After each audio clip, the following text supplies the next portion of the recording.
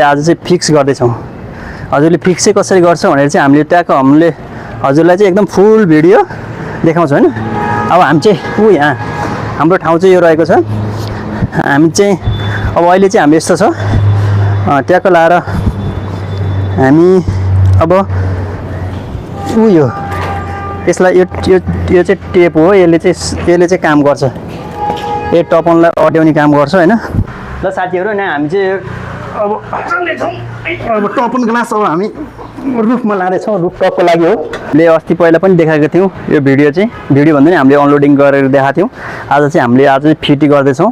हजुर देख्न सक्नुहुन्छ। हामी चाहिँ हजुरले भन्नुहुन्छ नि मान्छे हामी यहाँ होइन ट्याक हामी यसरी हिँड्छौँ मजाले 4-5 जना 8-10 जना मान्छे त्यो पनि केही फरक पर्दैन यसमा चाहिँ होइन। अब हामीहरू चाहिँ आज पानीको परेको कारणले गर्दा एकछिन चाहिँ होल्ड गर्नु पऱ्यो। आज लगभग सकाउने भनेको आज अलिकति नसकेला जस्तो छ। 5:30 जस्तो भइसक्यो। अलिकति टाइम लाग्ला जस्तो छ।